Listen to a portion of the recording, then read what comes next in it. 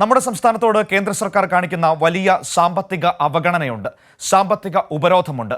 അതിനെതിരെ വലിയ പ്രതിഷേധം സംസ്ഥാനത്ത് ഉയർന്നു വരുന്ന സാഹചര്യമുണ്ട്. നമുക്ക് നൽകേണ്ട ഒരുപാട് തുക കേന്ദ്രം വെട്ടിക്കുറയ്ക്കുന്ന ഒരു സാഹചര്യം.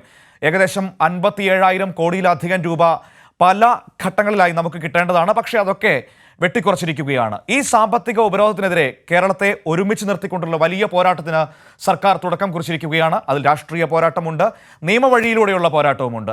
ഈ ഘട്ടത്തിൽ പ്രതിപക്ഷത്തെ സർക്കാർ ചർച്ചയ്ക്ക് വിളിച്ചിരിക്കുകയാണ്. ഏറ്റവും പ്രധാനപ്പെട്ട കാര്യം, ഈ ചർച്ചയിൽ പ്രതിപക്ഷം പങ്കെടുക്കുന്നു എന്നതാണ്. പ്രതിപക്ഷ നേതാവ് വി ഡി സതീശനും ഉപനേതാവ് പി കെ കുഞ്ഞാലിക്കുട്ടിയും ഓൺലൈനായി ഈ ചർച്ചയിൽ പങ്കെടുക്കും. ഈ വാർത്തയുടെ വിവരങ്ങളുമായി നൃപൻ തിരുവനന്തപുരത്ത് നിന്ന് നമ്മളോടൊപ്പം ചേരുകയാണ്. നോക്കാം എന്താണ് സംഭവിക്കാൻ പോകുന്നതെന്ന്. Nripan, good morning.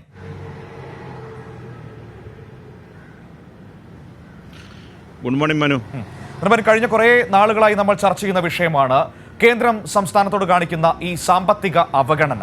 അതിനെതിരെ ഒറ്റക്കെട്ടായി പോരാടണം എന്നൊരു വലിയ ആശയത്തിലേക്ക് സംസ്ഥാനം പോവുകയാണ്. ഒരു വശത്ത് സുപ്രീം കോടതിയിൽ നിയമപരമായ പോരാട്ടം നടക്കുന്നു, മറുവശത്ത് രാഷ്ട്രീയമായ പോരാട്ടവും.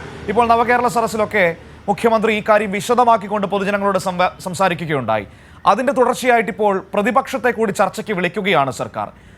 ആ ചർച്ചയിൽ പങ്കെടുക്കാം എന്ന നിലപാടിലേക്ക് പ്രതിപക്ഷം എത്തിയിരിക്കുകയാണോ?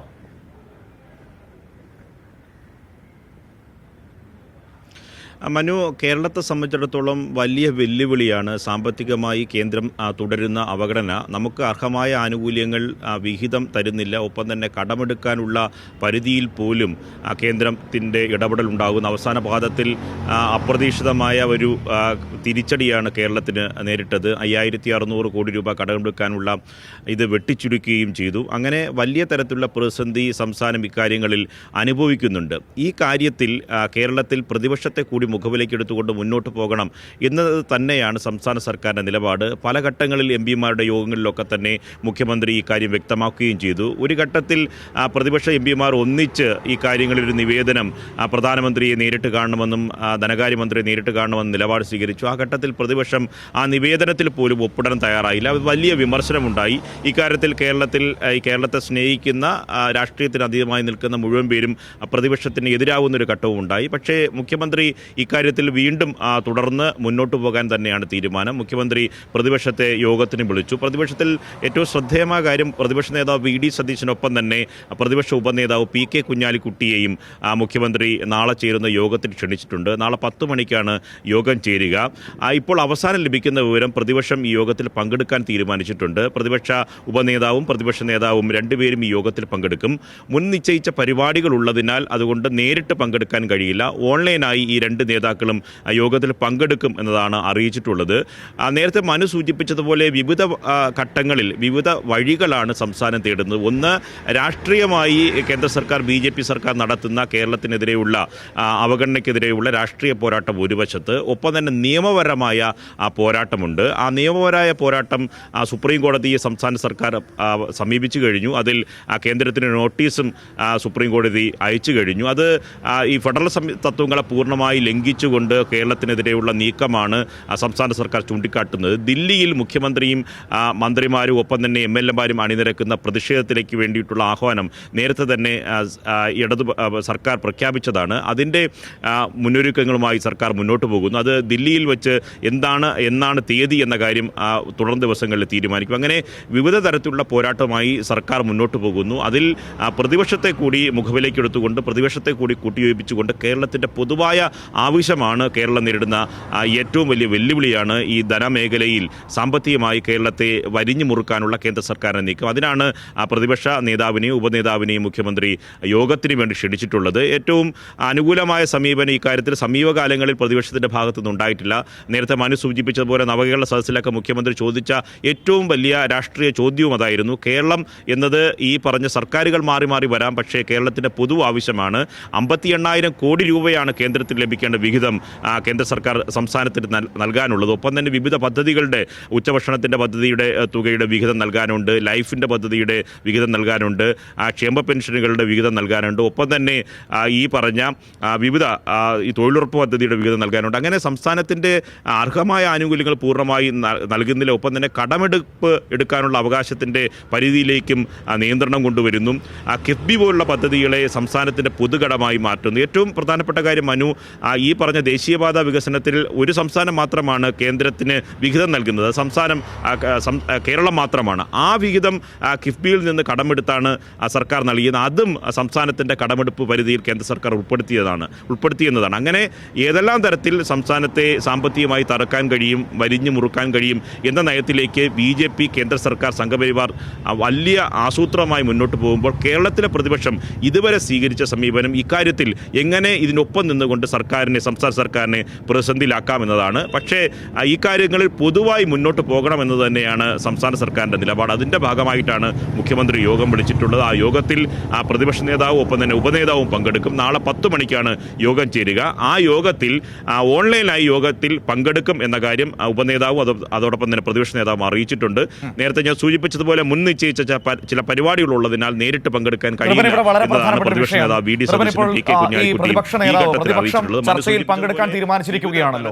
അപ്പോൾ നമ്മുടെ മുൻപിലേക്ക് വരുന്ന വളരെ പ്രധാനപ്പെട്ട ഒരു വിഷയം എന്ന് പറയുന്നത് സമീപകാലത്ത് സർക്കാരുമായി ബന്ധപ്പെട്ടുള്ള എല്ലാ പരിപാടികളും ബഹിഷ്കരിക്കുന്ന ഒരു നിലപാടായിരുന്നു പ്രതിപക്ഷം സ്വീകരിച്ചിരുന്നത്. ഇപ്പോൾ നിർഭൻ പറഞ്ഞതുപോലെ കേരളീയമാകട്ടെ, നവകേരള സദസ്സാകട്ടെ, പ്രതിപക്ഷം എല്ലാം ബഹിഷ്കരിക്കുകയായിരുന്നു. പക്ഷേ ഇവിടെ ഈ ചർച്ചയിൽ പ്രതിപക്ഷം പങ്കെടുക്കാൻ തീരുമാനിച്ചിരിക്കുന്നു. അതായത് ഈ നവകേരള സദസ്സിലടക്കം കേന്ദ്രം കാണിക്കുന്ന ഈ അവഗണനയെ തുറന്നു കാണിക്കാൻ മുഖ്യമന്ത്രിക്ക് കഴിഞ്ഞിരുന്നു. അത് പൊതുസമൂഹം സ്വീകരിച്ചിട്ടുണ്ട് എന്ന തിരിച്ചറിവാണോ ഈ ചർച്ചയിൽ പങ്കെടുക്കാൻ പ്രതിപക്ഷത്തെ പ്രേരിപ്പിച്ചത്? ഇതും ബഹിഷ്കരിച്ചാൽ അത് വലിയ തിരിച്ചടി ഉണ്ടാകും എന്ന രാഷ്ട്രീയ ബോധ്യത്തിലേക്ക് അവർ എത്തിയിട്ടുണ്ടോ?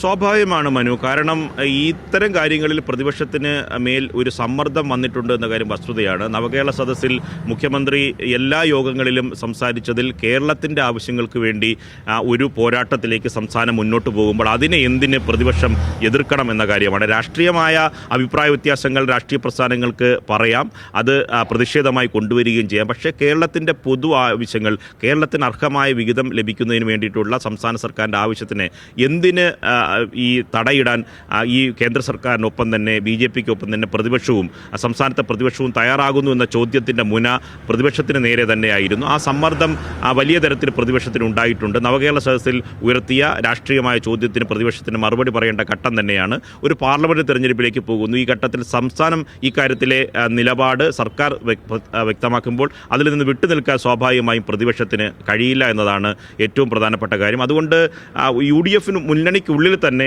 ഈ കാര്യങ്ങളിൽ യോജിച്ച പ്രക്ഷോഭത്തിലേക്ക് മുന്നോട്ട് പോകണമെന്ന നിലപാട് പ്രധാനപ്പെട്ട ഘടകകക്ഷിയായി ലീഗിനടക്കമുണ്ട്. ലീഗ് പല കാര്യങ്ങളിലും വികസന കാര്യങ്ങളിൽ ഒന്നിച്ചു നിൽക്കണം. കേന്ദ്രത്തിൻ്റെ സമീപനങ്ങൾക്കെതിരെ, വർഗീയതയ്ക്കെതിരെയുള്ള പോരാട്ടത്തിൽ, പലസ്തീൻ പോരാട്ടത്തിൽ, ഒപ്പം തന്നെ ഈ പൊതുവായി സഹകരിക്കേണ്ട എല്ലാ പോരാട്ടങ്ങളിലും ഒന്നിച്ചു പോകണമെന്ന നിലപാട് പ്രതിപക്ഷത്തെ പ്രധാനപ്പെട്ട ഘടകകക്ഷിക്കുണ്ട്. പക്ഷേ കോൺഗ്രസ് മാത്രമാണ് ഇതിൽ വിലങ്ങ് തടിയായി നിൽക്കുന്നത്. അതുകൊണ്ട് അവർക്കും ഈ വലിയ സമ്മർദ്ദത്തിലേക്ക് കാര്യങ്ങൾ പോകുന്നുവെന്ന് തന്നെ കരുതേണ്ടി വരും. അതിൻ്റെ ഒരു തുടർച്ചയായി ഈ യോഗത്തിൽ പങ്കെടുക്കുന്നു കരുതാം. ഒപ്പം തന്നെ മനു സൂചിപ്പിച്ചതുപോലെ K-ഫോൺ മുതൽ കേരളീയം വരെ, നവകേരള സദസ്സ് മുതൽ അങ്ങനെ എല്ലാ പരിപാടികളും, സംസ്ഥാന സർക്കാരിൻ്റെ പൊതുവായ പരിപാടികൾ നിരന്തരം പ്രതിപക്ഷം ബഹിഷ്കരിക്കുന്ന ഒരു രീതിയുണ്ട്. അതിനെതിരെ ഒരു ജനവികാരം കൂടി സംസ്ഥാനത്ത് ഉയർന്നു വരുന്നുണ്ട്.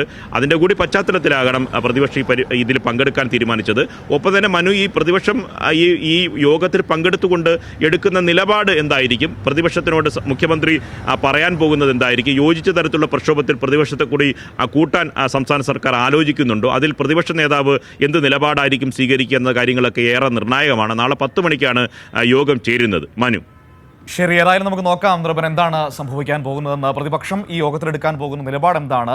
ഏതായാലും പ്രതിപക്ഷം ഇപ്പോൾ വളരെ നാളുകൾക്ക് ശേഷം സർക്കാർ മുന്നോട്ട് വയ്ക്കുന്ന ഒരു കാര്യത്തിൽ പങ്കെടുക്കാൻ തീരുമാനിച്ചിരിക്കുന്നു എന്നത് വളരെ പ്രധാനപ്പെട്ട കാര്യമാണ്. ഒരുപക്ഷേ നവകേരള സദസ്സിലടക്കം മുഖ്യമന്ത്രി മുന്നോട്ട് വെച്ച രാഷ്ട്രീയ നിലപാടുകൾ പൊതുസമൂഹം സ്വീകരിക്കുന്നു, അതിൽ പ്രതിപക്ഷത്തിന് വിമർശനം കേൾക്കേണ്ടി വരുന്നു എന്ന തിരിച്ചറിവ് ഒരുപക്ഷേ അവരെ ഈ യോഗത്തിൽ പങ്കെടുക്കാൻ തീരുമാനിച്ചിരിക്കുന്നു, അല്ലെങ്കിൽ പങ്കെടുക്കാൻ പ്രേരിപ്പിച്ചിരിക്കുന്നു എന്ന് വേണം നമുക്ക് കരുതാൻ. ഏതായാലും നാളെയാണ് ഈ ചർച്ച നടക്കാൻ വേണ്ടി പോകുന്നത്. നാളെ 10 മണിക്ക് ഓൺലൈനായിട്ടാണ് പ്രതിപക്ഷ നേതാവും പ്രതിപക്ഷ ഉപനേതാവും യോഗത്തിൽ പങ്കെടുക്കാൻ വേണ്ടി പോകുന്നത്. വിവരങ്ങളാണ് നിർഭൻ നമുക്ക് തിരുവനന്തപുരത്ത് നിന്ന് നൽകിയത്. ഏതായാലും വലിയൊരു പ്രതിഷേധം, അത് രാഷ്ട്രീയമായ പോരാട്ടം ഒരു വശത്ത്, മറുവശത്ത് നിയമപരമായ പോരാട്ടം കേന്ദ്ര സർക്കാരിൻ്റെ സാമ്പത്തിക ഉപരോധത്തിനെതിരെ സംസ്ഥാന സർക്കാർ നടത്തുകയാണ്. അതിൻ്റെ ഭാഗമായിട്ടാണ് ഇപ്പോൾ ഈ പ്രതിപക്ഷത്തെ വിളിച്ചുള്ള ഈ ചർച്ചയും യോഗവും ഒക്കെ നടത്താനും പോകുന്നത്.